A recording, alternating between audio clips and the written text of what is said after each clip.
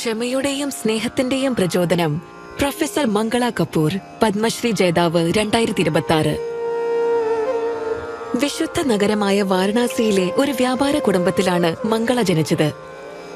ആഹ്ലാദവും സ്വപ്നങ്ങളും നിറഞ്ഞ ബാല്യമായിരുന്നു അത്. എന്നാൽ വെറും 12-ാം വയസ്സിൽ ഒരു ആസിഡ് ആക്രമണം മംഗളയുടെ ജീവിതത്തെ എന്നേക്കുമായി മാറ്റിമറിച്ചു. 6 വർഷക്കാലം ഞാൻ ആശുപത്രിയിലായിരുന്നു. എന്റെ അമ്മ എനിക്കായി നിരന്തരം പോരാടി. എന്റെ അച്ഛൻ എന്നും എന്നെ പ്രോത്സാഹിപ്പിച്ചു. അവരെ പോലുള്ള മാതാപിതാക്കളെ കണ്ടെത്തുക വളരെ അപൂർവമാണ്. എന്നാൽ സാധാരണ ജീവിതത്തിലേക്ക് തിരിച്ചു വരുവാൻ ശ്രമിച്ചപ്പോൾ ആളുകൾ കണ്ടത് അവളുടെ അടങ്ങാത്ത മനുക്കരുത്തല്ല, ആസിഡ് ആക്രമണത്തിന്റെ മുറിവുകൾ പതിഞ്ഞ മുഖം മാത്രമായിരുന്നു. പുറത്തേക്ക് പോകുമ്പോഴെല്ലാം എന്റെ മുഖം കാണാതിരിക്കാൻ ഞാനൊരു സ്കാർഫ് കൊണ്ട് മുഖം മൂടിയിരുന്നു.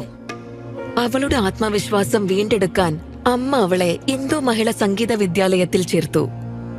എന്റെ അമ്മ അവരോട് പറഞ്ഞു, ഇവളെ സിത്താർ പഠിപ്പിക്കാനാണ് ഞാൻ ഇവിടെ കൊണ്ടുവന്നത്. അപ്പോൾ അവർ പറഞ്ഞു, ആദ്യം ഇവളോടൊരു പാട്ട് പാടാൻ പറയൂ. ഞാൻ മുഖത്തെ സ്കാർഫ് മാറ്റിയില്ല. അപ്പോൾ അമ്മ എനിക്കൊരു അടി തന്നു.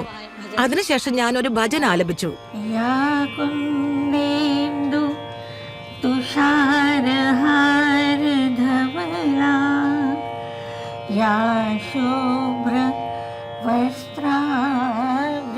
എന്റെ ഗുരു അതിശയിച്ചു പോയി. അദ്ദേഹം പറഞ്ഞു, ഇവിടെ പഠിക്കുന്ന ഒരു പെൺകുട്ടിക്കും ഇത്ര മാധുര്യത്തോടെ പാടാൻ കഴിയില്ല. ഇവളെ എന്തിനാ സിത്താർ പഠിപ്പിക്കുന്നത്? ഇവളെ ഒരു ഗായികയാക്കൂ. പ്രശസ്തമായ പ്രയാഗ് സംഗീത സമിതിയിൽ നിന്ന് സംഗീതത്തിൽ ഡിപ്ലോമ നേടിയ അവർ ജീവിതത്തിൽ സ്വയം പര്യാപ്തത നേടാനുള്ള യാത്ര തുടങ്ങി. അവർ കുട്ടികൾക്ക് സംഗീതം പഠിപ്പിക്കാൻ തുടങ്ങി. തുടർന്ന് വാരണാസി മ്യൂസിക് കോളേജിൽ സംഗീതത്തിൽ ബിരുദ പഠനത്തിനും ചേർന്നു. പ്രേക്ഷകർ എങ്ങനെ പ്രതികരിക്കുമെന്ന ആശങ്കയിൽ ഒരു പരിപാടിയിൽ വേദിയിൽ പാടാനുള്ള അവസരം മംഗളയ്ക്ക് നിഷേധിക്കപ്പെട്ടു. എന്നാൽ അവരുടെ കൂട്ടുകാർ അവരെ കൈവിട്ടില്ല. എല്ലാ ലൈറ്റുകളും അണച്ച് ഇരുട്ടിന്റെ മറവിൽ മംഗള വേദിയിലേക്കെത്തി.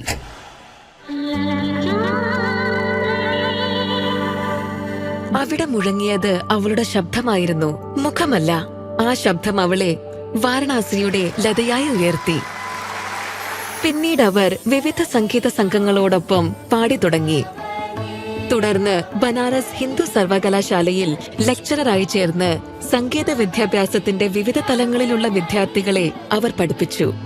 കുട്ടികൾ എന്നെ കണ്ടാൽ ഭയപ്പെടുമായിരുന്നു.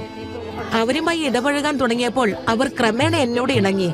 പിന്നീട് ഞങ്ങൾക്കിടയിൽ ഒരു ആത്മബന്ധം വളർന്നു. സംഗീത ഗവേഷണ രംഗത്ത് PhD ഗവേഷകർക്ക് വഴികാട്ടിയായി അവർ മാറി. സംഗീത പഠനം കൂടുതൽ സമ്പന്നമാക്കുന്നതിനായി 5 ഗ്രന്ഥങ്ങൾ അവർ എഴുതി. ഇന്ന് മംഗള തന്റെ ഇളയ സഹോദരനോടൊപ്പം റിട്ടയർഡ് ജീവിതം നയിക്കുന്നു. എങ്കിലും അവർ ഇന്നും സംഗീത പാഠങ്ങൾ പഠിപ്പിക്കുന്നത് തുടരുന്നു.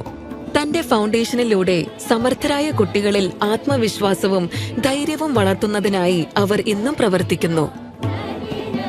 പ്രൊഫസർ മംഗള കപൂർ, പത്മശ്രീ 2026. കോടി നമസ്കാരം.